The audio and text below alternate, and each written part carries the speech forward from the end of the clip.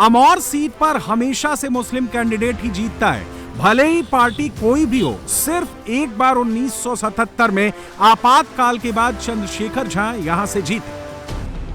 अगर साल 2000 के बाद की बात करें तो 3 बार यहां से कांग्रेस जीती। 2010 में सबा जाफर इस सीट पर बीजेपी का कमल खिला चुके हैं। 2020 में AIMIM ने जीत हासिल कर यह दिखाया कि बिहार के मुसलमानों को नया विकल्प मिल चुका है। लेकिन इस बार अमौर के मतदाता का मूड बदला हुआ लग रहा है। सीमांचल में विकल्प बनने का ख्वाब देख रहे AIMIM का मतदाता ही अब विकल्प खोजने लगा है। इस वक्त हम पहुंच चुके हैं अमौर विधानसभा क्षेत्र में। इस इलाके की बात करते हैं तो पिछली बार यहां पर अख्तरुल ईमान जो एक बड़ा चेहरा है बिहार में राजनीति में और AIMIM के नेता भी है, वो उनकी ये विधानसभा है, वो उन्होंने जीत हासिल की थी। अब किस तरह का माहौल है यही जानने की कोशिश करेंगे। तमाम जो लोग हैं अमौर विधानसभा के ये मौजूद है तो इनसे भी बातचीत करेंगे और समझने की ये भी कोशिश करेंगे कि गठबंधन जो ये बार बार कह रहा है, खासतौर पर जो RJD और कांग्रेस का गठबंधन है कि मुसलमान उनकी तरफ इस बार आ रहे हैं, क्या वाकई ऐसा है? और जो विधायक पिछली बार MIM से जीतकर 4 विधायक पहुंच गए थे RJD में, उन तमाम चीजों का क्या असर है? तो अख्तरुल ईमान की जो विधानसभा है उसमें हम पहुंचे हुए हैं और लोगों से बातचीत करते हैं। आपका नाम क्या है? जी मेरा नाम फिरदौस आलम हुआ। फिरदौस आलम साहब, ये बताएं क्या इस बार किस तरह की चीजें हैं? क्योंकि एकमात्र यही विधानसभा बची थी पिछली बार जहां से अख्तरुल ईमान साहब नहीं गए थे, कहीं अकेले विधायक वो रह गए थे, बाकी तो आपके अड़ोस पड़ोस के सब चले गए थे RJD में। जी बात यह है कि अभी जो विधानसभा यहाँ बदलाव होना चाहिए। पिछला बार तो MIM को यहाँ से जीत हासिल मिला 3-4 सीट से।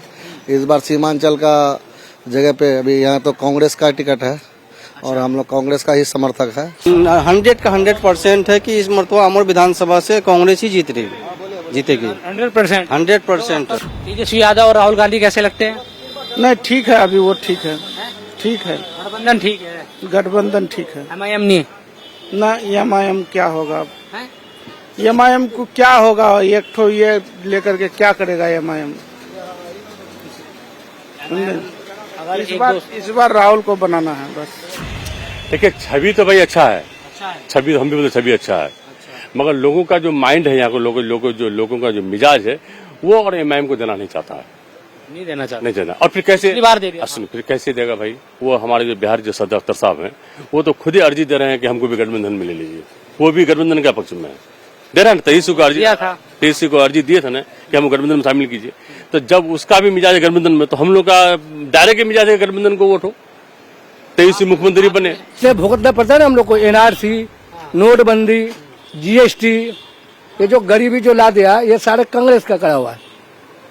ये सारे कांग्रेस का करा हुआ। हम लोग के क्या 76 साल से हम लोग को यूज किया कांग्रेस पार्टी। भाई 1947 से लेकर 2025 तक कांग्रेस पार्टी ने हम लोग को यूज किया। सिर्फ क्या किया हम लोग के लिए? सीमांचल में क्या किया? सिर्फ अपना पेट भरा है। तो वैसे ही जो कहते हैं वो सही बोलते हैं, कुछ करते हैं, कुछ करते भी हैं।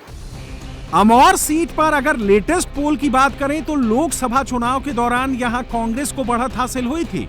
2024 लोकसभा चुनाव में कांग्रेस को इस सीट पर सबसे ज्यादा 74,938 वोट मिले। ओवैसी की पार्टी को 53,201 और JDU के मुस्लिम कैंडिडेट को 47,515 वोट मिले। मुस्लिमों के बीच नीतीश कुमार को पूरी तरह से खारिज नहीं किया जा सकता, लेकिन वक्फ अमेंडमेंट बिल पास होने के बाद नीतीश को लेकर मुस्लिमों के मन में एक नाराजगी जरूर है। कौन सी पार्टी आपको लगती है कि भाई ज्यादा बेहतर होगी आप लोगों के लिए, मुसलमानों के लिए? इस इलाके का तो ज्यादातर लोग कांग्रेसी हैं पैदाइशी। अच्छा, अब लाचारी में लोग यहाँ वहाँ चले जाते हैं, अलग सी बात है। कांग्रेस की तरफ जी ज्यादातर रुझान यहाँ लोग कांग्रेसी हैं। नीतीश कुमार से क्या नाराजगी इतनी हो गई भाई सीमांचल के लोगों को कि उनका नाम ही लेना पसंद नहीं कर रहे आप लोग? क्या वजह है?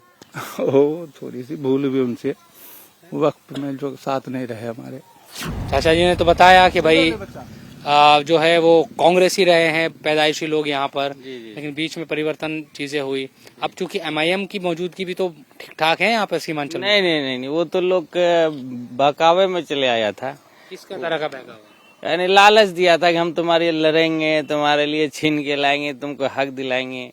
वो तो जीत करके एकदम सीधा उल्टा किया, भ्रष्टाचार बढ़ गया इस खास करके अमर प्रखंड में। एमआईएम यहाँ जड़ से खत्म हो गई है। वो लोगों को जो भ्रम फैलाया था, आम जनता को गुमराह करने का काम किया था। सबसे पहले वो लोग तो भाषण देने में माहिर है और अपने भाषण में लोगों को फंसाने का काम किया, झूठा वादा और दिलासा दिया लोगों को, तरह तरह का लालच, जैसे कॉलेज बना देंगे, यूनिवर्सिटी बनवा देंगे, मेडिकल बनवा देंगे, गरीबों को पक्का घर दिलवा देंगे, भ्रष्टाचार पूरी तरह से मिटा देंगे। लेकिन आज आप जिस भी विभाग में जाइएगा भ्रष्टाचार चरम पर है, अफसरशाही पूरी तरह से हावी है और मैक्सिमम टाइम जो विधायक है वो क्षेत्र से नाराज रहते हैं, गायब रहते हैं। कभी कभार वो देखने को मिलते हैं आज क्षेत्र में और लोग उनके प्रति लोगों की नाराजगी इस हद तक बढ़ गई है जो मतलब इस बार उनको जमानत बचाना अपना मुश्किल हो जाए।